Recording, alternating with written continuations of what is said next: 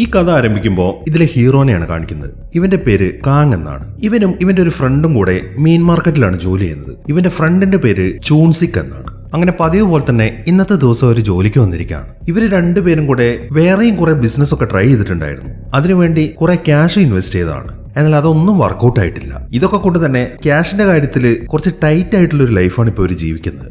ഇന്ന് ഇവരിവിടെ വർക്ക് ചെയ്തുകൊണ്ടിരിക്കുമ്പോഴാണ് ആ ഫിഷ് മാർക്കറ്റിന്റെ ഓണർ അങ്ങോട്ട് വരുന്നത്. അയാളിപ്പോ വാടക കൊടുക്കാത്തതിന്റെ പേരിൽ ഒരുത്തനെ ഇങ്ങനെ തെറി പറഞ്ഞുകൊണ്ടിരിക്കുകയാണ്. ഇതെല്ലാം നോക്കിക്കൊണ്ടാണ് കാങ്ങും ചൂൺസിക്കും അവിടെ നിൽക്കുന്നത്. എന്നാൽ ആ ഫിഷ് മാർക്കറ്റിന്റെ ഓണർ ഉണ്ടല്ലോ, ഈ കാങ്ങിന് കുറച്ച് പൈസ കൊടുക്കാനുണ്ട്. അത് അയാൾ ഇതുവരെയായിട്ട് മുഴുവൻ കൊടുത്തു തീർത്തിട്ടില്ല. ഈ കാങ് ആണെങ്കിൽ വളരെ പാവ ഒരു മനുഷ്യനാണ്. അതുകൊണ്ട് തന്നെ ഈ പൈസ ചോദിച്ചു മേടിക്കാനുള്ള കഴിവൊന്നും അവനില്ല. അങ്ങനെ കുറച്ച് സമയം കഴിയുമ്പോഴാണ് ഇവർക്ക് വേണ്ടപ്പെട്ട ഒരാള് അത്യാവശ്യമായിട്ട് ഇവരെ കാണാൻ വരുന്നത്. പാർക്ക് എന്നാണ് അയാളുടെ പേര്. അയാളിപ്പോ പുതിയൊരു ബിസിനസ് ഓഫറും കൊണ്ടാണ് വന്നിരിക്കുന്നത്. കിങ് ക്രാബ് എന്ന് വിളിക്കുന്ന വലിയൊരു ഞണ്ടിന്റെ ബിസിനസ് ആണത്. പുറം കടലിൽ ഒരു കപ്പലുണ്ട്. ആ കപ്പലിനകത്ത് നിറച്ചും ഇതുപോലത്തെ കിങ് ക്രാബുകളാണ്. അത് 1 മാസത്തിനുള്ളിൽ ഇവിടുത്തെ കരയിലേക്ക് വരും. കാങ് കുറച്ച് ക്യാഷ് ഇൻവെസ്റ്റ് ചെയ്യുകയാണെന്നുണ്ടെങ്കിൽ അവന് നല്ല രീതിയിൽ പൈസ വരാൻ പറ്റും. അങ്ങനെ ഒരു ഡീലുമായിട്ടാണ് അയാൾ വന്നിരിക്കുന്നത്. കാങ് ആണെങ്കിൽ എങ്ങനെങ്കിലും പുതിയൊരു ബിസിനസ് ചെയ്തിട്ട് കുറച്ച് ക്യാഷ് ഒക്കെ ഉണ്ടാക്കണം എന്ന് ആഗ്രഹിച്ച് നടക്കുകയാണ്. ഞാൻ നേരത്തെ പറഞ്ഞല്ലോ, ഇതിനു മുമ്പ് ബിസിനസ് ചെയ്തിട്ട് കുറെ ക്യാഷ് അവന്റെ നിന്ന് പോവുകയും ചെയ്തിട്ടുണ്ട്. അതുകൊണ്ട് തന്നെ മനസ്സില്ലാ മനസ്സോടെ പാർക്ക് പറഞ്ഞതുകൊണ്ട് മാത്രം അയാൾ കുറച്ച് ക്യാഷ് അവർക്ക് അഡ്വാൻസ് കൊടുക്കുകയാണ്. ഇനി കാണിക്കുന്നത് കാങ്ങിന്റെ വൈഫിനെയാണ്. ഇവളുടെ പേര് ജീസു എന്നാണ്. ഇവളൊരു ഹോം നേഴ്സായിട്ടും വർക്ക് ചെയ്യുന്നുണ്ട്. അതുപോലെ ഒരു റെസ്റ്റോറന്റിൽ വെയിറ്റർ ആയിട്ടും വർക്ക് ചെയ്യുന്നുണ്ട്. കാശിന്റെ കാര്യത്തിൽ അവരുടെ ഫാമിലി ഇപ്പൊ കുറച്ച് ടൈറ്റ് ആണ്. അതുകൊണ്ട് തന്നെ ഏത് വിധേനയും കാശ് ഉണ്ടാക്കുക എന്നൊരു പ്ലാനിങ്ങിലാണ് അവരിപ്പോ മുന്നോട്ട് പോകുന്നത്. അങ്ങനെ ജോലിയൊക്കെ കഴിഞ്ഞിട്ട് രണ്ടുപേരും രാത്രി മീറ്റ് ചെയ്തു. അവരിപ്പോ അവരുടെ വണ്ടിയിൽ വീട്ടിലേക്ക് പോവാണ്. ഈ കാങ്ങിനെ സംബന്ധിച്ചിട്ട് അവന്റെ വൈഫ് എന്ന് പറഞ്ഞു കഴിഞ്ഞാൽ അവന് ഭയങ്കര ഇഷ്ടമാണ്. അവൾക്ക് വിഷമം ഉണ്ടാവുന്ന രീതിയിലുള്ള ഒരു കാര്യവും അവൻ അവളുടെ അടുത്ത് പറയാറില്ല. ഇവൻ കുറെ പൈസ ബിസിനസ് ചെയ്ത് തൊളിച്ചുകൊണ്ട് ആ കിങ് ക്രാബിന്റെ ബിസിനസ്സിൽ പൈസ ഇൻവെസ്റ്റ് ചെയ്ത കാര്യമൊന്നും അവൻ ഇപ്പൊ പറയുന്നില്ല. മറിച്ച് അങ്ങനെ ഒരു ഓഫർ വന്നിട്ടുണ്ട്, നമുക്കതൊന്ന് എടുത്താലോ എന്നാണ് കാങ് അവളുടെ അടുത്ത് ചോദിക്കുന്നത്. എന്നാൽ അവളാണെങ്കിൽ അവന്റെ ചെവിക്ക് പിടിക്കുകയാണ്. അതുകൊണ്ട് തന്നെ പിന്നീട് അവൻ ആ ബിസിനസിനെ കുറിച്ചിട്ട് അവളുടെ അടുത്ത് പറയുന്നില്ല. ഇനി കാണിക്കുന്നത് ഈ കഥയിലെ വില്ലനെയാണ്. ഇവന്റെ പേര് ഗീട്ടെ എന്നാണ്. ഈ പെമ്പിള്ളേരെ തട്ടിക്കൊണ്ടുപോയിട്ട് മറച്ചു വെക്കലാണ് ഇവന്റെ മെയിൻ പരിപാടി. മാത്രമല്ല ഇവൻ ആൾക്കാർക്ക് ഫിനാൻസ് ചെയ്യുന്നുണ്ട്. അതവന്റെ ഒരു ട്രിക്കാണ്. ഈ ഫിനാൻസ് ചെയ്യുന്ന ആൾക്കാരൊക്കെ പൈസ എങ്ങാനും തിരിച്ചു കൊടുത്തിട്ടില്ല എന്നുണ്ടെങ്കിൽ ആ ആൾക്കാരുടെ വീട്ടിലെ പെമ്പിള്ളേരെ കടത്തിക്കൊണ്ടുപോകാനാണ് അവൻ അങ്ങനെ പൈസ ഒക്കെ കൊടുക്കുന്നത്. ഇന്നത്തെ ദിവസം പൈസ കൊടുക്കാത്ത ഒരാളുടെ വീട്ടിലേക്കാണ് അവനിപ്പോ വന്നിരിക്കുന്നത്. വന്ന ഉടനെ തന്നെ അയാളും അയാളുടെ കൂട്ടാളികളും ചേർന്നിട്ട് ആ മനുഷ്യനെ നല്ല രീതിയിൽ ഉപദ്രവിക്കുന്നുണ്ട്. പൈസ ഞാൻ ഉടനെ തന്നെ തിരിച്ചു തരാം എന്നൊക്കെ അയാൾ പറയുന്നുണ്ട്. എന്നാൽ ഈ ഗീട്ട അതിന് സമ്മതിക്കുന്നില്ല. അവന്റെ പ്ലാൻ എന്താണെന്ന് വെച്ച് കഴിഞ്ഞാൽ അയാളെ ബാത്റൂമിൽ തലയിടിച്ച് വീണെന്ന് വരുത്തി തീർക്കണം. അങ്ങനെ വരുമ്പോൾ അയാളുടെ പേരിലുള്ള ഇൻഷുറൻസ് അവന് കിട്ടും. അതിനു വേണ്ടിയിട്ട് അങ്ങനെ ഒരു കൊലപാതകമാണ് അവൻ അവിടെ പ്ലാൻ ചെയ്യുന്നത്. എന്നാൽ ഈ സമയത്താണ് അയാളുടെ മകൾ അങ്ങോട്ട് കയറി വരുന്നത്. അത് കാണുമ്പോൾ നിങ്ങൾക്ക് ഇത്രയും സുന്ദരിയായിട്ടുള്ളൊരു മകളുണ്ടായിരുന്നു, എന്നാൽ ആ കാര്യം ആദ്യമേ പറയണ്ടേ? ഇനിയിപ്പോ നിങ്ങളുടെ കയ്യിൽ നിന്ന് പൈസ മുതലാക്കേണ്ടത് എങ്ങനെയാണെന്ന് എനിക്കറിയാമെന്ന് പറഞ്ഞിട്ട് അവൻ അയാളുടെ കയ്യിൽ ഞരമ്പ് ഒരു കത്തി വെച്ചിട്ട് കട്ട് ചെയ്യാണ്. അതിനുശേഷം അയാളുടെ മകളെയും പിടിച്ചുകൊണ്ട് അവിടെ നിന്ന് പോവുകയും ചെയ്യുന്നു. അങ്ങനെ അവർ അയാളുടെ വീട്ടിൽ നിന്ന് ഇറങ്ങിയിട്ട് അവരുടെ സ്ഥലത്തേക്ക് പോയിക്കൊണ്ടിരിക്കുമ്പോഴാണ് അശ്രദ്ധ കാരണം വണ്ടി ആക്സിഡന്റ് ആവുന്നത്. അവരുടെ വണ്ടി ചെന്ന് ഇടിച്ചിരിക്കുന്നത് കാങ്ങിന്റെ വണ്ടിയിലാണ്. ആ ഇടി കിട്ടിയ ഉടനെ തന്നെ കാങ് ആണെങ്കിൽ വേഗം തന്നെ വണ്ടിയിൽ നിന്ന് ഇറങ്ങിയിട്ട് അവരുടെ അടുത്ത് നിന്ന് സംസാരിക്കാൻ തുടങ്ങി. പക്ഷെ അവൻ പ്രശ്നമൊന്നും ഉണ്ടാക്കുന്നില്ല. നിങ്ങളുടെ വണ്ടി എന്റെ വണ്ടിയിൽ ചെന്ന് ഇടിച്ചു, ഇനിയിപ്പോ ഇൻഷുറൻസ് ക്ലെയിം ചെയ്യണമെന്നുണ്ടെങ്കിൽ നിങ്ങൾ വന്നതൊന്ന് നോക്കണം എന്നൊക്കെയാണ് കാങ് ആ ഡ്രൈവറുടെ അടുത്ത് പറയുന്നത്. എന്നാൽ അയാൾ പുറത്തേക്ക് ഇറങ്ങാൻ കൂട്ടാക്കുന്നില്ല.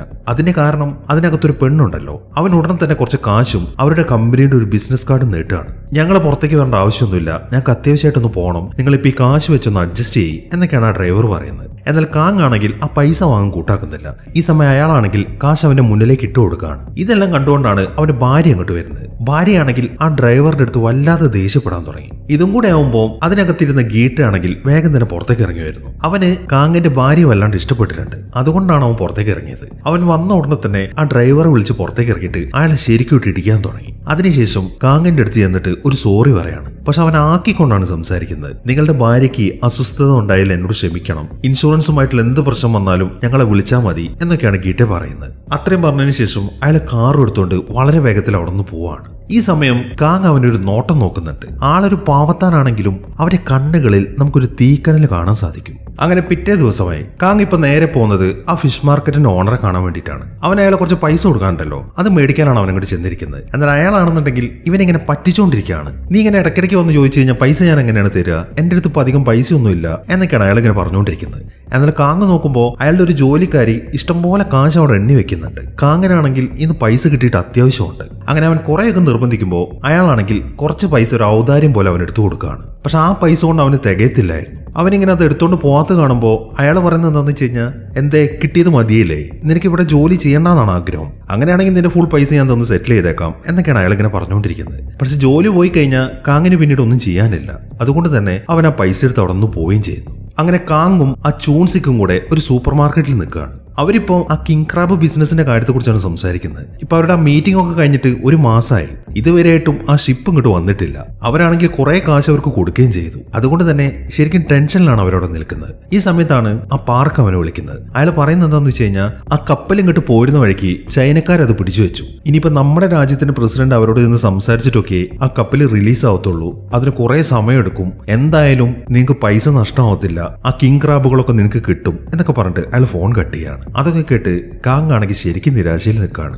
ആകെയുള്ള ഒരു പ്രതീക്ഷയായിരുന്നു ആ ബിസിനസ്. അതിനിപ്പോ നടക്കുവോ അതോ നടക്കില്ലെന്നൊന്നും അവൻ അറിയത്തില്ല. അങ്ങനെ സമയം രാത്രി. ഇന്നത്തെ ദിവസം ജീസുവിന്റെ ബർത്ത്ഡേ ആണ്.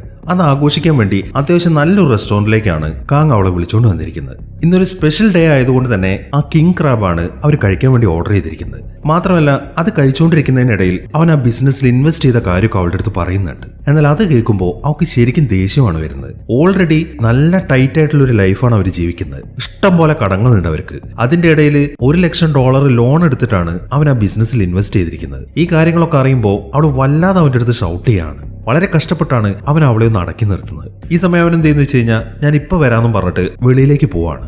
അവൾക്ക് വേണ്ടി അവൻ അവിടെ ഒരു കേക്കൊക്കെ സെറ്റ് ചെയ്ത് വെച്ചിട്ടുണ്ട്. അതെടുക്കാനാണ് അവൻ അപ്പുറത്തേക്ക് പോയിരിക്കുന്നത്. എന്നാൽ ആ കേക്ക് എടുത്ത് തിരിച്ചു വരുമ്പോൾ അവൾ അവിടെ കാണുന്നില്ല. അതൊക്കെ കണ്ട് അവൻ ശരിക്കും വിഷമത്തിൽ നിൽക്കുകയാണ്. ഈ സമയം അവൾ നേരെ പോകുന്നത് വീട്ടിലേക്കാണ്. എന്നാൽ വീട്ടിലെത്തി കഴിയുമ്പോഴാണ് കാങ്ങനോട് പിണങ്ങേണ്ടിയില്ലായിരുന്നു എന്ന കാര്യം അവൾ ആലോചിക്കുന്നത്. അതുകൊണ്ട് തന്നെ അവൾ ഉടനെ അവനൊരു മെസ്സേജ് അയക്കുകയാണ്. പിണങ്ങിയതിന് സോറി, എനിക്ക് നിങ്ങളെ വിശ്വാസമാണ് എന്നാണ് അവൾ മെസ്സേജ് അയക്കുന്നത്. ആ മെസ്സേജ് കിട്ടുമ്പോൾ അവന് ശരിക്കും ആശ്വാസമായി. അങ്ങനെ കുറച്ച് സമയങ്ങൾ കഴിഞ്ഞു. അവളിപ്പോ ഫ്രിഡ്ജിൽ നിന്ന് എന്തോ എടുക്കാൻ തുടങ്ങുമ്പോഴാണ് ആരോ പുറത്തുനിന്ന് ബെല്ലടിക്കുന്നത്. അവൾ ആദ്യം വിചാരിച്ചത് അത് കാങ്ങാണെന്നാണ്. എന്നാൽ അത് കാങ്ങായിരുന്നില്ല, മറ്റാരോ ആണ് പുറത്ത് നിൽക്കുന്നത്. അത് കണ്ട് അവൾ ശരിക്കും ഞെട്ടി നിൽക്കുകയാണ്. ഇതേ സമയം തന്നെ കാങ്ങാണെങ്കിൽ വീട്ടിലേക്ക് വരുന്ന വഴിയാണ്. നല്ല മഴയുണ്ട്. അവന്റെ മുന്നിലായിട്ട് ഒരു കാർ നിർത്തിയിട്ടിട്ടുണ്ട്. അതിനകത്തു നിന്നും ചില സാധനങ്ങൾ എടുത്തിട്ട് മറ്റൊരു കാറിലേക്ക് വെക്കുകയാണ്. അവന്റെ മുന്നിൽ നിർത്തിയിട്ടിരിക്കുന്ന കാറിന്റെ ഡ്രൈവർ അവൻ കാണുന്നുണ്ട്. ഇതേ സമയം തന്നെ ജീസു ആണെങ്കിൽ വീട്ടിൽ തന്നെ നിൽക്കുകയാണ്. പെട്ടെന്നാണ് പുറത്തു നിൽക്കുന്ന ആൾക്കാരൊക്കെ ആ വീടിന്റെ ഡോറൊക്കെ പൊളിച്ചിട്ട് അകത്തേക്ക് കയറുന്നത്. അത് ആ ഗീട്ടയും ടീമും ആയിരുന്നു. കാങ്ങിന്റെ കാർ പുറത്ത് ബ്ലോക്ക് ചെയ്യിച്ചതും ഇവന്മാരുടെ പണി തന്നെയാണ്. അങ്ങനെ അവർ വേഗം തന്നെ അകത്തേക്ക് കയറി വന്നിട്ട് അവളെ പിടിക്കുകയാണ്. അങ്ങനെ അവളെ അവിടെ നിന്ന് കിഡ്നാപ്പ് ചെയ്ത് കഴിയുമ്പോൾ കാങ്ങിന്റെ മുന്നിൽ നിൽക്കുന്ന ആൾക്ക് ആ മെസ്സേജ് പോകുന്നുണ്ട്. അതുകൊണ്ട് തന്നെ അവനാണെങ്കിൽ വണ്ടി എടുത്ത് അവിടെ നിന്ന് പോവുകയും ചെയ്യുന്നു. അങ്ങനെ കാങ് തിരിച്ച് വീട്ടിലെത്തി. അവൻ നോക്കുമ്പോൾ ആ വീട്ടിലെ കസേരകളൊക്കെ ഒടിഞ്ഞു കിടക്കുന്നതാണ് കാണുന്നത്. അവന്റെ ഭാര്യ ആരോ തട്ടിക്കൊണ്ടുപോയി എന്ന കാര്യം അവനിപ്പോ മനസ്സിലായി. അതുകൊണ്ട് തന്നെ അവൻ വേഗം തന്നെ ഓടി പുറത്തേക്ക് ഇറങ്ങാണ്. പക്ഷെ ആ ഏരിയയിലൊന്നും ആരെയും കാണുന്നില്ല. അവൻ അവിടെ മൊത്തത്തിൽ സെർച്ച് ചെയ്യുന്നുണ്ട്. പക്ഷെ ഒരു തുമ്പും അവന് കിട്ടുന്നില്ല. ആകെ ടെൻഷൻ അടിച്ച് നിൽക്കുകയാണ് അവൻ. അങ്ങനെ അവൻ നേരെ പോകുന്നത് പോലീസ് സ്റ്റേഷനിലേക്കാണ്. അവരവിടുത്തെ കാര്യങ്ങളൊക്കെ ചെക്ക് ചെയ്തു. അവന്റെ വീടിന്റെ മുന്നിലത്തെ CCTV അവന്മാരെ കട്ട് ചെയ്തിട്ടുണ്ട്. അതുകൊണ്ട് തന്നെ അതിനകത്തേക്ക് കയറിയത് ആരാണ് എന്ന കാര്യം അവർക്ക് മനസ്സിലായിട്ടില്ല. എന്നാൽ മറ്റൊരു CCTV ക്യാമറയിൽ അവിടെ നിർത്തിയിടുന്ന ഒരു വാൻ അവർ കാണുന്നുണ്ട്. എന്നാൽ അത് കുറച്ച് ഇരുട്ടത്താണ് പാർക്ക് ചെയ്തിരിക്കുന്നത്. അതുകൊണ്ട് അതിന്റെ നമ്പർ വ്യക്തമായിട്ട് കാണാൻ പറ്റുന്നില്ല. മാത്രമല്ല നല്ല മഴയുമാണ്. ആ കാറിൽ നിന്ന് ഇറങ്ങിയവനാണെങ്കിൽ ഒരു ഹുഡിയൊക്കെ ധരിച്ചിട്ടുണ്ട്. അതുകൊണ്ട് മുഖവും വ്യക്തമല്ല. എന്തായാലും നിങ്ങൾ ടെൻഷൻ അടിക്കേണ്ട. ആ വണ്ടിയുടെ റൂട്ടൊക്കെ വെച്ച് ഞങ്ങളൊന്ന് പരിശോധിക്കട്ടെ. തീർച്ചയായിട്ടും ഉടനെ തന്നെ നിങ്ങളുടെ ഭാര്യയെ കണ്ടുപിടിക്കാം എന്നൊക്കെയാണ് ആ പോലീസുകാരൻ അവൻ്റെ അടുത്ത് പറയുന്നത്. അങ്ങനെ അവൻ പോലീസ് സ്റ്റേഷനിൽ നിന്ന് ഇറങ്ങുമ്പോൾ അവനെ വിളിക്കാൻ വേണ്ടിയിട്ട് ആ ചൂൺസിക്ക് അങ്ങോട്ട് വന്നിട്ടുണ്ട്. അയാളും അയാളുടെ രീതിയിൽ ഒരു അന്വേഷണമൊക്കെ നടത്തിയിട്ടുണ്ട്. പക്ഷെ മഴയായത് കാരണം ആരെയും ഐഡന്റിഫൈ ചെയ്യാൻ അയാൾക്ക് പറ്റിയിട്ടില്ല. ഈ സമയത്താണ് കാങ്ങിന് ഒരു കോൾ വരുന്നത്. അത് അവൻ അറിയാത്തൊരു നമ്പറാണ്. അവൻ ഫോൺ അറ്റൻഡ് ചെയ്യുമ്പോൾ അയാൾ പറയുന്നത് എന്താണെന്ന് വെച്ച് കഴിഞ്ഞാൽ, നിന്റെ ഭാര്യയെ തട്ടിക്കൊണ്ടുപോയത് ഞങ്ങളാണ്. നീ ഇപ്പൊ എന്തിനാണ് പോലീസ് സ്റ്റേഷനിലേക്ക് പോയത്? പോലീസ് സ്റ്റേഷനിൽ പോയി കഴിഞ്ഞാൽ എന്റെ അടുത്തിരിക്കുന്ന നിന്റെ ഭാര്യയെ നിനക്ക് കിട്ടുമോ? അതുകൊണ്ട് കാര്യങ്ങളൊക്കെ നമുക്ക് തമ്മിൽ സംസാരിക്കാം. ഇനിയിപ്പോ നിനക്ക് പോലീസ് സ്റ്റേഷനിൽ തന്നെ കാര്യങ്ങൾ സംസാരിക്കണം എന്നാണെന്നുണ്ടെങ്കിൽ എനിക്ക് നിന്റെ ഭാര്യയെ കൊല്ലേണ്ടി വരും. അതുകൊണ്ട് ഞാൻ പറയുന്ന അങ്ങോട്ട് കേക്ക്. നീ നേരെ നിന്റെ വീട്ടിലേക്ക് പോ. നിന്റെ വീട്ടിലെ ഫ്രിഡ്ജിലായിട്ട് ഞാനൊരു വിസിറ്റിംഗ് കാർഡ് വെച്ചിട്ടുണ്ട്. അതൊരു റെസ്റ്റോറന്റിന്റേതാണ്. എത്രയും പെട്ടെന്ന് ആ റെസ്റ്റോറന്റിലേക്ക് വാ, നമുക്ക് കാര്യങ്ങളൊക്കെ അവിടെ വെച്ച് സംസാരിക്കാം എന്നാണ് അയാൾ പറയുന്നത്. ഈ വിളിച്ചിരിക്കുന്നത് ആ ഗീട്ടയാണ്. അങ്ങനെ അവൻ വേഗം തന്നെ വീട്ടിലേക്ക് എത്തി. അവിടെ സെർച്ച് ചെയ്ത് കഴിയുമ്പോൾ അവൻ ആ വിസിറ്റിംഗ് കാർഡ് കിട്ടുന്നുണ്ട്. ഐക്കൺ ഗ്രിൽ ഹൗസ് എന്നാണ് ആ റെസ്റ്റോറന്റിന്റെ പേര്. അവൻ ഉടനെ തന്നെ ആ റെസ്റ്റോറന്റിലേക്ക് പോവാണ്. അവൻ അവിടേക്ക് ചെന്ന് കഴിയുമ്പോൾ ആ ഗീട്ടെ അവിടെ ഒരു ടേബിളൊക്കെ ബുക്ക് ചെയ്തിട്ടുണ്ട്. ആ ടേബിളിലെ കസേരയിലായിട്ട് ഒരു വലിയ ബാഗും അതിന് മുന്നിലായിട്ട് ഒരു ഫോണും വെച്ചിട്ടുണ്ട്. എന്നാൽ ഗീട്ടെ അങ്ങോട്ട് വന്നിട്ടില്ല. അവനാണെങ്കിൽ അയാളെയും വെയിറ്റ് ചെയ്ത് അവിടെ തന്നെ ഇരിക്കുകയാണ്. ഈ സമയം ഇവൻ അറിയാതെ ആ ചൂൺസിക്കും അങ്ങോട്ട് വന്നിട്ടുണ്ട്. അവനിപ്പോൾ ആ റെസ്റ്റോറന്റിന്റെ പുറത്താണ് വെയിറ്റ് ചെയ്യുന്നത്. അങ്ങനെ കുറെ നേരമായിട്ടും അവനെ വിളിച്ച ആൾ അങ്ങോട്ട് വന്നിട്ടില്ല. ഈ സമയത്താണ് അവന്റെ മുന്നിലിരിക്കുന്ന ആ ഫോൺ റിങ് ചെയ്യുന്നത്. ആ ഗീട്ടയാണ് വിളിച്ചിരിക്കുന്നത്. ഗീട്ട പറയുന്നത് എന്താന്ന് വെച്ച് കഴിഞ്ഞാൽ, നിന്റെ മുന്നിൽ ഒരു ബാഗ് ഉണ്ട്, അത് തുറന്നു നോക്ക്, അതിനകത്ത് മുഴുവൻ പൈസയാണ്. നിന്റെ ഭാര്യയ്ക്ക് പകരമായിട്ട് ആ പൈസ നീ എടുത്തോ, ഭാര്യയെ ഞാൻ നോക്കിക്കോളാം എന്നാണ് അയാൾ പറയുന്നത്. എന്നാൽ അതൊക്കെ കേട്ട് കാങ് ആണെങ്കിൽ ശരിക്കും ദേഷ്യത്തിലിരിക്കുകയാണ്. ഈ സമയം പുറത്തേക്ക് നോക്കുമ്പോൾ ആ ചൂൺസിക്ക് പുറത്ത് നിൽക്കുന്നുണ്ട്. മാത്രമല്ല ഒരാളിപ്പോ പെട്ടെന്ന് കാറിൽ കയറി അവിടെ നിന്ന് പോകുന്നതാണ് കാണുന്നത്. അത് കണ്ട ഉടനെ തന്നെ ചൂൺസിക്ക് ആ കാറിനെ ഫോളോ ചെയ്യാൻ തുടങ്ങി. ഈ സമയമാകുമ്പോഴേക്കും കാങ് അവന്റെ പുറകെ ഓടി വരുന്നുണ്ട്. അങ്ങനെ ചൂൺസിക്ക് പെട്ടെന്ന് തന്നെ ആ കാറിന് വട്ടം വെക്കുകയാണ്. അങ്ങനെ കാങ് അവിടേക്ക് വന്നിട്ട് ആ കാറിലെ ഡ്രൈവറെ പിടിച്ചിറക്കുന്നു. പക്ഷെ അവൻ വിചാരിച്ച പോലെ അത് അവന്റെ ഭാര്യയെ തട്ടിക്കൊണ്ടുപോയ ആളായിരുന്നില്ല, അത് വേറൊരു ഫാമിലി ആയിരുന്നു. അത് മനസ്സിലായത് കൊണ്ട് തന്നെ അയാളോട് സോറി പറഞ്ഞിട്ട് കാങ് ആ ഫാമിലിയെ വിടുകയും ചെയ്യുന്നു. അങ്ങനെ അവർ ആ പൈസയുമായിട്ട് നേരെ പോകുന്നത് പോലീസ് സ്റ്റേഷനിലേക്കാണ്. പോലീസുകാർ പറയുന്നത് എന്താ വെച്ച് കഴിഞ്ഞാൽ, ഈ പൈസ ഇവിടെ ഇരിക്കട്ടെ, ഞങ്ങൾ ഇത് ഫോറൻസിക്കാർ കൊടുത്തിട്ട് ഇതിലെ ഫിംഗർ പ്രിന്റ് ഒക്കെ ഒന്ന് ചെക്ക് ചെയ്യണം. നിങ്ങൾ പേടിക്കണ്ട, ഈ പൈസ ഞങ്ങളുടെ കയ്യിൽ സുരക്ഷിതമായിരിക്കും, എത്രയും പെട്ടെന്ന് നിന്റെ ഭാര്യയെ ഞങ്ങൾ കണ്ടുപിടിച്ച് തരാം എന്നൊക്കെ പറഞ്ഞിട്ട് പോലീസുകാർ ആ പൈസ അവിടെ മേടിച്ചു വെക്കുകയാണ്. അങ്ങനെ അവൻ നേരെ തിരിച്ച് അവന്റെ ഫ്ളാറ്റിന്റെ അടുത്ത് തന്നെ എത്തി. അവനിപ്പം ആ ഏരിയയിലെ CCTV ക്യാമറയ്ക്കാണ് നോക്കിക്കൊണ്ടിരിക്കുന്നത്. വീട്ടിന്റെ മുന്നിലത്തെ CCTV ക്യാമറയുടെ കേബിളൊക്കെ കട്ടായിട്ടുണ്ട്. എന്നാൽ അവൻ നോക്കുമ്പോൾ അവിടെ കുറെ കാറുകൾ നിർത്തിയിട്ടിട്ടുണ്ട്. അതിലെല്ലാം ഡാഷ് ക്യാമറ ഉണ്ട്. അവൻ എന്ത് ചെയ്യുന്ന വെച്ച് കഴിഞ്ഞാൽ വീണ്ടും പോലീസ് സ്റ്റേഷനിലേക്ക് പോവാണ്. എന്നിട്ട് അവിടുത്തെ ഒരു ഓഫീസറിന്റെ അടുത്ത് കാര്യങ്ങൾ പറയാൻ തുടങ്ങി. ഞങ്ങളുടെ ഫ്ളാറ്റിന്റെ മുമ്പിൽ കുറെ കാറുകൾ നിർത്തിയിട്ടുണ്ട്, അതിലെ ഡാഷ് ക്യാമറ വെച്ചിട്ട് നിങ്ങൾക്കൊന്ന് പരിശോധിച്ചൂടെ എന്നാണ് അവൻ ചോദിക്കുന്നത്. അത് കേൾക്കുമ്പോൾ അതൊക്കെ ഞങ്ങൾ നോക്കിയതാണ്, പക്ഷെ അന്നത്തെ ദിവസം നല്ല മഴയായിരുന്നു, ആരുടെയും മുഖം ഞങ്ങൾക്ക് വ്യക്തമായിട്ട് കാണാൻ പറ്റിയില്ല എന്നാണ് ആ ഓഫീസർ പറയുന്നത്. അത്രയും സംസാരിച്ചതിന് ശേഷം അയാൾ അവിടെ നിന്ന് പോവുകയും ചെയ്യുന്നു. ഈ സമയത്താണ് കാങ് മറ്റൊരു കാര്യം ശ്രദ്ധിക്കുന്നത്. അവിടുത്തെ നോട്ടീസ് ബോർഡിൽ കുറെ പെമ്പിള്ളേരുടെ ഫോട്ടോ ഒട്ടിച്ചു വെച്ചിട്ടുണ്ട്. അവരെല്ലാവരും മിസ്സിംഗ് ആണ്. അവരാരെയും ഇതുവരെയായിട്ട് കണ്ടുപിടിച്ച് കൊടുത്തിട്ടില്ല. ഇനി ഇത്രയും പേരെ ഈ പോലീസുകാർക്ക് കണ്ടുപിടിക്കാനുണ്ട്. അതിനിടയിൽ തന്റെ ഭാര്യ ഇവരെന്ന് കണ്ടുപിടിക്കാനാണ് എന്നായിരിക്കും ഒരു പക്ഷെ അവൻ ചിന്തിക്കുന്നത്. അങ്ങനെ അവൻ തിരിച്ച് വീട്ടിലെത്തി. പോലീസുകാരെ കൊണ്ട് ഈ പരിപാടി നടക്കത്തില്ല എന്നവന് മനസ്സിലായി. അതുകൊണ്ട് തന്നെ പ്രൈവറ്റ് ആയിട്ട് ആരെ കൊണ്ടെങ്കിലും അന്വേഷിപ്പിക്കാൻ പറ്റുമോ എന്നറിയാൻ വേണ്ടി അവൻ ചൂൺസിക്കിനെ വിളിച്ചിരിക്കുകയാണ്. ഒരു ഡിറ്റക്റ്റീവ് ഉണ്ട്, അയാളെ ഏൽപ്പിച്ചാലോ എന്നാണ് അവൻ ചോദിക്കുന്നത്. പക്ഷെ ചൂൺസിക്ക് പറയുന്നത് കുറെ കാശ് കൊടുത്തെങ്കിൽ മാത്രമേ അവൻ പണിയെടുക്കുന്നതാണ്. അപ്പൊ ഇനി കാങ്ങിനെ കുറച്ച് കാശ് വേണം. അവൻ നോക്കിയിട്ട് ആ കാശ് കിട്ടണമെന്നുണ്ടെങ്കിൽ ഇനിയിപ്പോ ആ മീൻ മാർക്കറ്റിന്റെ മുതലാളിയെ പോയി കാണേ വഴിയുള്ളൂ. അങ്ങനെ അവൻ രണ്ടും കൽപ്പിച്ചിട്ട് അയാളുടെ ഓഫീസിലേക്ക് പോവാണ്. എന്നാൽ നേരത്തെയൊക്കെ അവൻ പോയിക്കൊണ്ടിരുന്നത് ഒരു പാവത്താനെ പോലെയാണ്. എന്നാൽ ഇപ്പൊ അവൻ അങ്ങോട്ട് കയറി ചെല്ലുന്നത് മതം ഇളകിയ ഒരു കൊമ്പനെ പോലെയാണ്. അവൻ അങ്ങോട്ട് ചെന്നിട്ട് പൈസ ചോദിക്കുമ്പോൾ അയാൾക്കാണെങ്കിൽ ശരിക്കും ദേഷ്യമാണ് വരുന്നത്. മാത്രമല്ല അയാളുടെ കൂട്ടത്തിലുള്ള ആളുകളൊക്കെ കാങ്ങിനെ പിടിച്ചിടിക്കാൻ ശ്രമിക്കുന്നുണ്ട്. എന്നാൽ ഈ ഒരു നിമിഷം മുതൽ കാങ് ഇനി പാവത്താനല്ല, അവന്റെ യഥാർത്ഥ രൂപം ഇനി ആൾക്കാർ കാണാനിരിക്കുന്നേ ഉള്ളൂ. അങ്ങനെ ഉടനെ തന്നെ അയാളുടെ ആളുകളെ മൊത്തം അവൻ ഇടിച്ചു വീഴ്ത്താണ്.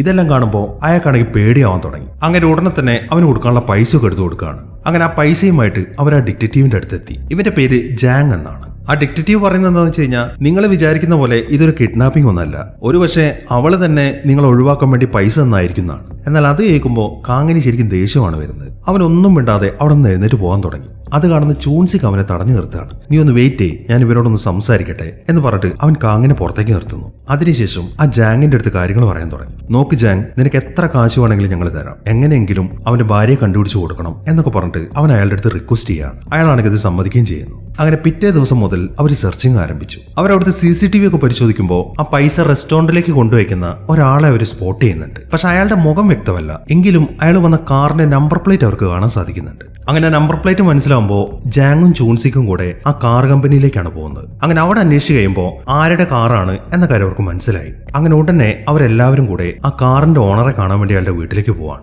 അങ്ങനെ അയാളുടെ അടുത്ത് കാര്യങ്ങളൊക്കെ ചോദിക്കുമ്പോൾ അയാൾ പറയുന്നത് എന്താണെന്ന് വെച്ച് കഴിഞ്ഞാൽ, എന്റെ കയ്യിൽ പൈസയൊന്നും ഇല്ലാത്തതുകൊണ്ട് ആ കാറിന്റെ നമ്പർ പ്ലേറ്റ് ഞാൻ വിറ്റു എന്നാണ്. അതായത് ആ കാറിൽ വന്നിട്ട് ആ പൈസ അവിടെ വെച്ചിട്ട് പോയത് ഇവനല്ല. അവൻ ആ കാര്യങ്ങളൊക്കെ പറയുമ്പോൾ, നീ ആ നമ്പർ പ്ലേറ്റ് ആർക്കാണ് കൊടുത്തത് എന്നാണ് കാങ് ചോദിക്കുന്നത്. അവൻ പറയുന്നത് അത് ഇല്ലീഗൽ ആയിട്ടുള്ള ഒരു സ്ഥലത്താണ് കൊടുത്തതെന്നാണ്. അവിടെ ഒരുപാട് ആളുകൾ വരുന്നുണ്ട്, അതുകൊണ്ട് തന്നെ ആ നമ്പർ പ്ലേറ്റ് ആരാണ് മേടിച്ചതെന്ന് എനിക്ക് അറിയത്തില്ല എന്നാണ് അവൻ പറയുന്നത്. അങ്ങനെ അവൻ പറഞ്ഞതനുസരിച്ചിട്ട് ആ നമ്പർ പ്ലേറ്റ് വിറ്റ സ്ഥലത്തേക്കാണ് അവർ പോകുന്നത്. അതൊരു കസിനോ ആയിരുന്നു. ഇതുപോലത്തെ നമ്പർ പ്ലേറ്റുകളും കുറെ ഡ്രഗ്സും ഒക്കെയാണ് അവിടെ വിൽക്കുന്നത്. അങ്ങനെ കാങ്ങും ടീമും കൂടെ വേഗം തന്നെ ആ കസിനോയുടെ അകത്തേക്ക് പോവാണ്. ഒരു ലേഡിയാണ് അവിടുത്തെ കാര്യങ്ങളൊക്കെ നോക്കി നടത്തുന്നത്. അവർ വിചാരിച്ചിരിക്കുന്നത് ഇവര് നമ്പർ പ്ലേറ്റ് വാങ്ങാൻ വന്നാണെന്നാണ്. പക്ഷെ അവര് പറയുന്നത്, ഞങ്ങൾ നമ്പർ പ്ലേറ്റ് വാങ്ങാനല്ല വന്നത്, ചോയ്മൻ സിക് എന്നൊരാളുടെ നമ്പർ പ്ലേറ്റ് ഇവിടെയാണ് വിറ്റത്. അത് ആരാണ് വാങ്ങിയെന്നാണ് ഞങ്ങൾക്ക് അറിയേണ്ടത് എന്നാണ് കാങ് പറയുന്നത്. എന്നാൽ ആ ഇൻഫർമേഷൻസ് ഒന്നും അവർ കൊടുക്കാൻ തയ്യാറാവുന്നില്ല. മാത്രമല്ല അവരെ കൊല്ലാൻ വേണ്ടി അവൾ ഉടൻ അവളുടെ ആളുകളെ വിളിക്കുകയാണ്. പിന്നീട് അങ്ങോട്ട് നടക്കുന്നത് ഒരു അടിപൊളി ഫൈറ്റാണ്.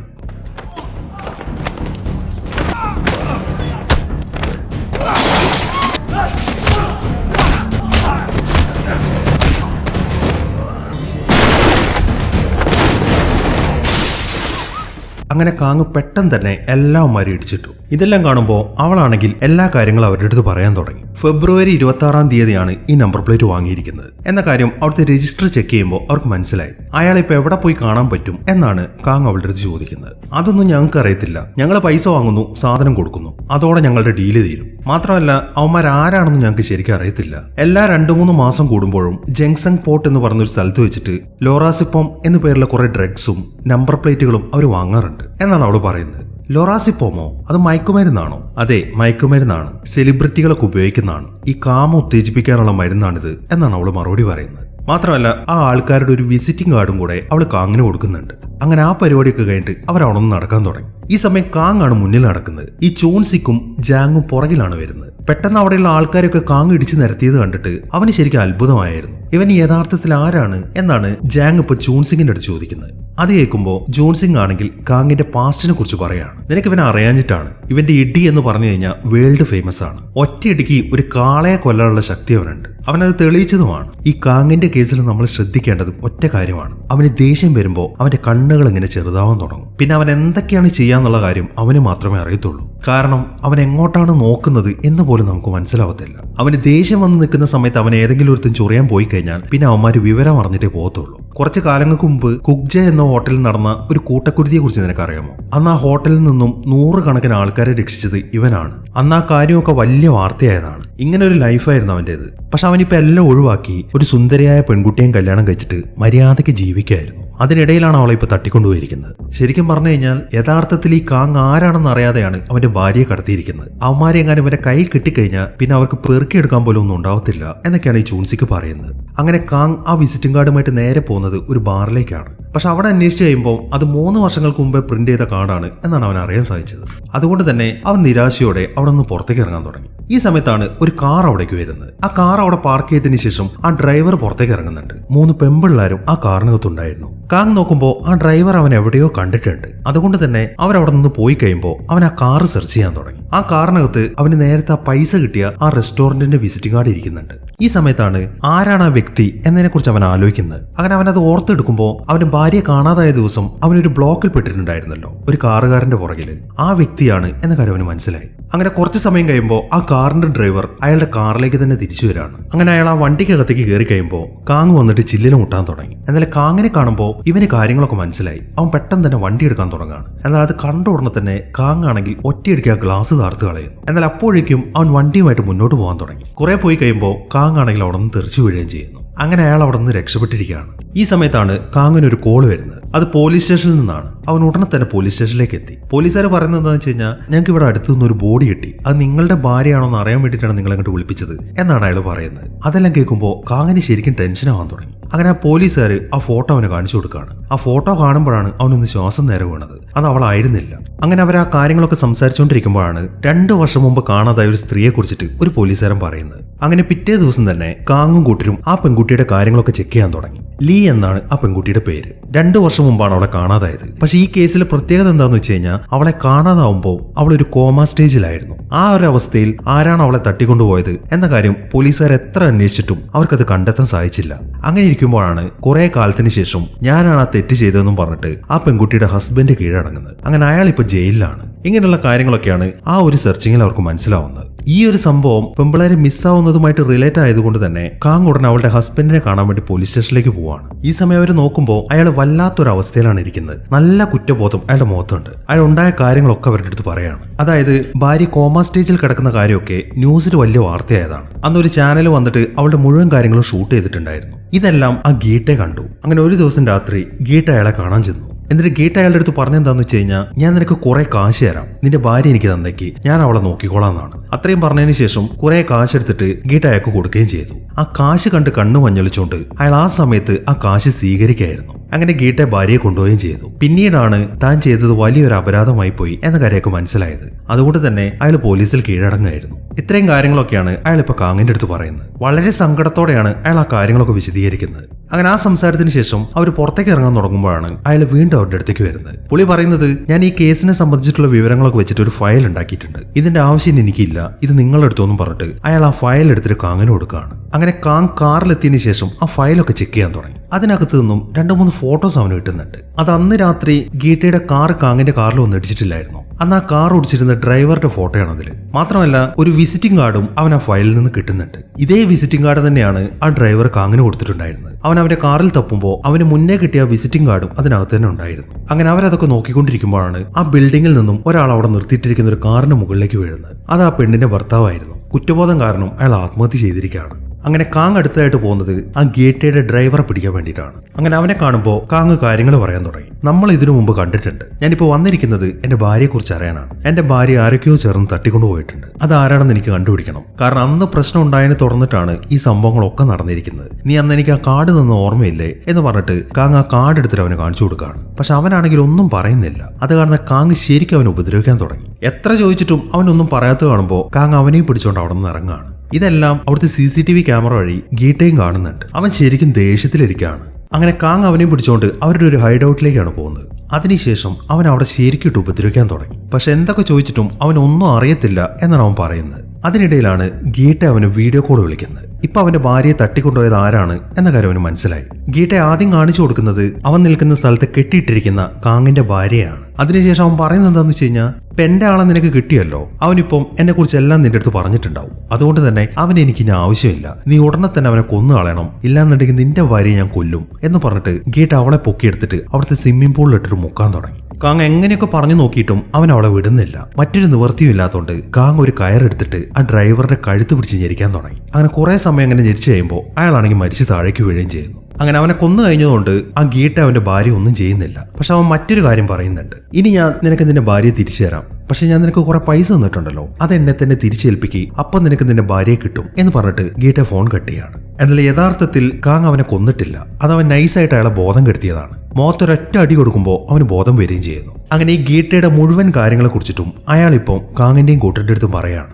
ഈ അടുത്ത കാലത്താണ് സോഷ്യൽ മീഡിയ വഴി നമ്മുടെ കൊറിയയിലെ പെൺകുട്ടികളെയൊക്കെ ആൾക്കാർ കാണാൻ തുടങ്ങിയത്. അവർക്ക് വേണ്ടി ഒരുപാട് ആവശ്യക്കാരുണ്ടായിരുന്നു. ഒന്നില്ലെങ്കിൽ അവരെ കൊണ്ട് സെക്സ് വർക്കിംഗ് ചെയ്യിക്കും, അല്ലെങ്കിൽ പ്ലാസ്റ്റിക് സർജറി ഒക്കെ ചെയ്തിട്ട് അവരെ ആവശ്യക്കാർക്ക് വിൽക്കും. കുറെ പെൺകുട്ടികളൊക്കെ ലോൺ എടുക്കാറുണ്ടായിരുന്നു. അതൊന്നും തിരിച്ചടയ്ക്കാൻ പറ്റാതെ വരുമ്പോഴാണ് ഈ ഗീട്ട അവരെ പിടിക്കുന്നത്. അത് ശരിക്കും അയാൾ ഉണ്ടാക്കുന്ന ഒരു ട്രാപ്പാണ്. ചില പെൺകുട്ടികളാണെങ്കിൽ അവരുടെ സൗന്ദര്യം കാരണം കടത്തപ്പെടും. പിന്നീട് അവരെല്ലാവരെയും ഓരോരോ രാജ്യങ്ങളിലേക്ക് അയക്കും. പാസ്പോർട്ടൊക്കെ ഡ്യൂപ്ലിക്കേറ്റ് ആയതുകൊണ്ട് അവരാർക്കും അങ്ങനെ കണ്ടെത്താൻ സാധിക്കത്തില്ല. ഈ ഗീട്ട എന്ന് പറയുന്നത് വളരെ വൃത്തികെട്ടവനാണ്. അവൻ ഈ പെൺകുട്ടികളെ കാണുന്നത് പണം ഉണ്ടാക്കാനുള്ള വെറും ഒരു പ്രൊഡക്റ്റ് മാത്രമായിട്ടാണ്. കുറഞ്ഞ വിലയ്ക്ക് സുന്ദരികളായ പെൺകുട്ടികളെ വാങ്ങിയിട്ട് വലിയ വിലയ്ക്ക് മറിച്ചു വിൽക്കലാണ് ഇവന്റെ മെയിൻ പണി. ആ പെൺകുട്ടികളുടെ അവയവങ്ങൾ വരെ അവൻ വിൽക്കാറുണ്ട്. മൊത്തത്തിൽ പറഞ്ഞ പണം കൊണ്ട് എന്തും നേടാമെന്ന് വിചാരിക്കുന്ന ഒരു സൈക്കോ ആണ് അവൻ. പിന്നെ വേറൊരു കാര്യം കൂടെ ഉണ്ട്. ഒരിക്കൽ ഏതെങ്കിലും ഒരു അച്ഛനോ അല്ലെങ്കിൽ ഭർത്താവോ അവന്റെ കയ്യിൽ നിന്ന് പണം വാങ്ങിക്കഴിഞ്ഞാൽ അവർക്ക് ഭാര്യയോ പെൺമക്കളോ ഉണ്ടെങ്കിൽ ഒരിക്കലും അവർക്ക് അവരെ തിരിച്ചു കിട്ടാൻ പോകുന്നില്ല എന്നിങ്ങനെയുള്ള കാര്യങ്ങളൊക്കെയാണ് അവൻ പറയുന്നത്. ഈ സമയത്താണ് അവൻ എവിടെ ചെന്നാൽ പിടിക്കാൻ പറ്റും എന്ന കാര്യം കാവൻ ചോദിക്കുന്നത്.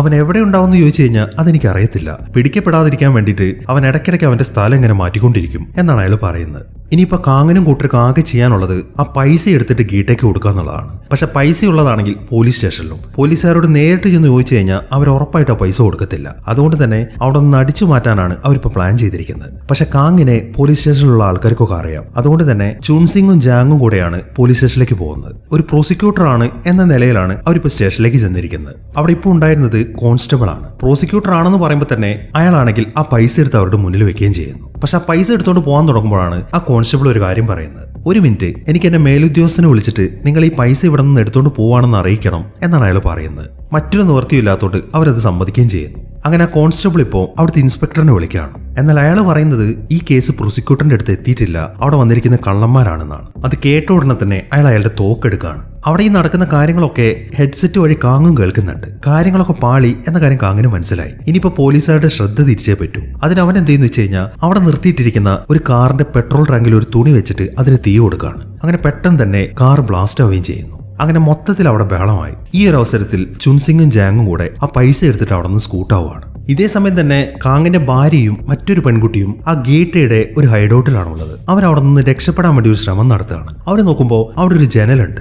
ജീസു എന്ത് ചെയ്യുന്ന വെച്ച് കഴിഞ്ഞാൽ ആ ജനലിന്റെ സ്ക്രൂ ഒക്കെ ഊരിയിട്ട് അത് വളയ്ക്കാൻ തുടങ്ങി. രണ്ടുപേരും കൂടെ കഷ്ടപ്പെട്ട് കഴിയുമ്പോൾ അത് അവർക്ക് വളയ്ക്കാൻ സാധിക്കുന്നുണ്ട്. അങ്ങനെ ജീസു ഉടനെ തന്നെ ആ ജനൽ വഴി പുറത്തേക്ക് ഇറങ്ങാണ്. എന്നാൽ മറ്റവർക്ക് ഇറങ്ങാൻ സാധിക്കുന്നില്ല. അപ്പോഴേക്കും വേറൊരുത്തർ അങ്ങോട്ട് വന്നിട്ട് അവളെ പിടിക്കുകയാണ്.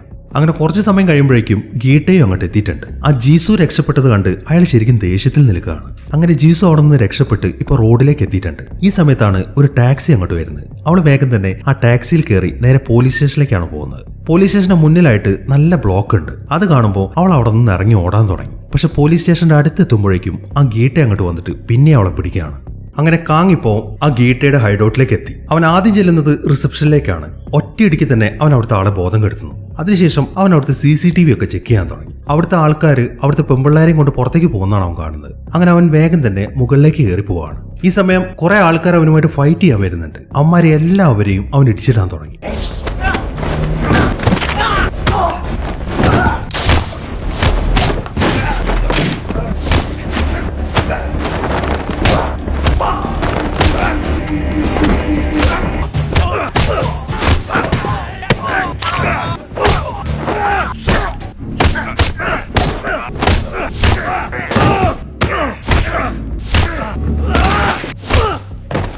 അങ്ങനെ എല്ലാവന്മാരും ഇടിച്ചിട്ടതിന് ശേഷം അവൻ നോക്കുമ്പോൾ ആ ജനല് വളച്ചിരിക്കുന്നവന് കാണാൻ സാധിക്കുന്നുണ്ട്. അതുവഴി അവൾ രക്ഷപ്പെട്ടിട്ടുണ്ടാവും എന്നാണ് അവൻ വിചാരിക്കുന്നത്. അങ്ങനെ അവരെ അറിയിച്ചതിനെ തുടർന്ന് പോലീസുകാരൊക്കെ അങ്ങോട്ട് എത്തിയിട്ട് അവിടെയുള്ള ആളുകളെ മൊത്തം അറസ്റ്റ് ചെയ്യാണ്. ഇതേ സമയം തന്നെ കാങ് ആണെങ്കിൽ അവന്റെ വണ്ടി എടുത്തിട്ട് നേരെ പുറത്തേക്കാണ് പോകുന്നത്. ഈ സമയത്താണ് ഗീട്ട് അവന് മുന്നിലേക്ക് വരുന്നത്. അവന്റെ വണ്ടിക്കകത്ത് കാങ്ങിന്റെ ഭാര്യ ഉണ്ടായിരുന്നു. കാങ് ആണ് അതെന്ന് മനസ്സിലാവുമ്പോൾ അവൻ വണ്ടി റിവേഴ്സ് എടുക്കാൻ തുടങ്ങി. പിന്നീട് അങ്ങോട്ട് നടക്കുന്നത് ഒരു ഗംഭീര ചേസിംഗ് ആണ്.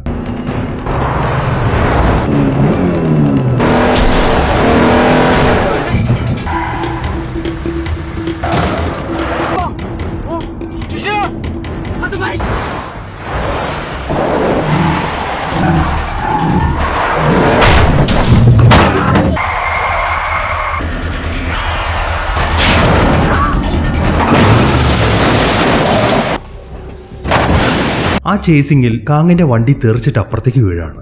ഈ സമയം ഗീട്ട് എന്ത് ചെയ്യുന്ന വെച്ച് കഴിഞ്ഞാൽ ഒരു മഴ കൊടുത്തിട്ട് നേരെ കാങ്ങിന്റെ അടുത്തേക്കാണ് പോകുന്നത്. അതിനുശേഷം അവന്റെ കാർ മൊത്തം വെട്ടിപ്പൊളിക്കാൻ തുടങ്ങി. ഈ സമയത്താണ് കാങ് അവനെ പിടിച്ച് താഴേക്ക് വലിക്കുന്നത്. അങ്ങനെ അവന്റെ ദേഷ്യം മുഴുവൻ അവൻ ഗീട്ടേക്കിട്ട് ഇടിച്ചു തീർക്കുകയാണ്. അങ്ങനെ അവനെ ഇടിച്ച് ബോധം കെടുത്തിയതിനു ശേഷം അവൻ നേരെ ഗീട്ടയുടെ കാറിന്റെ അടുത്തേക്കാണ് ചെല്ലുന്നത്. അവൻ നോക്കുമ്പോൾ അവന്റെ ഭാര്യ ഇതിലുണ്ട്. അങ്ങനെ വേഗം തന്നെ കാങ് അവന്റെ പ്രിയപ്പെട്ട ഭാര്യയോട് നിന്ന് രക്ഷിക്കുകയാണ്.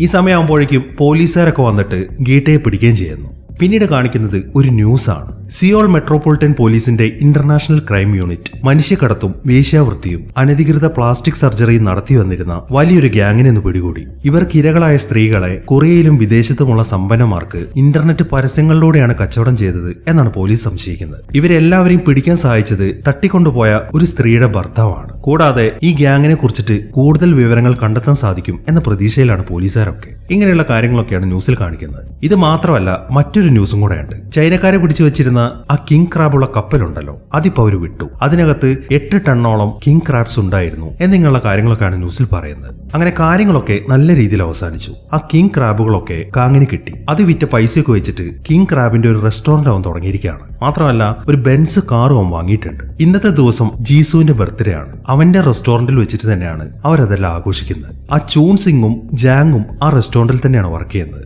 ഇന്നൊരു പ്രത്യേക ദിവസം ആയതുകൊണ്ട് തന്നെ ആ കിങ് ക്രാബാണ് കാങ് അവർക്ക് കഴിക്കാൻ വേണ്ടി വാങ്ങിച്ചു കൊടുത്തിരിക്കുന്നത്. ഈ ഒരു സീനും കാണിച്ചിട്ടാണ് ഈ സിനിമ അവസാനിക്കുന്നത്. അപ്പോൾ എങ്ങനെയുണ്ടായിരുന്നു? എന്താണെങ്കിലും ഈ വീഡിയോനെ കുറിച്ചിട്ടുള്ള നിങ്ങളുടെ അഭിപ്രായങ്ങൾ എഴുതി അറിയിക്കാൻ മറക്കരുത്. അപ്പോൾ കിടിലനൊരു സിനിമയുമായിട്ട് നമുക്ക് അടുത്ത വീഡിയോയിൽ കാണാം.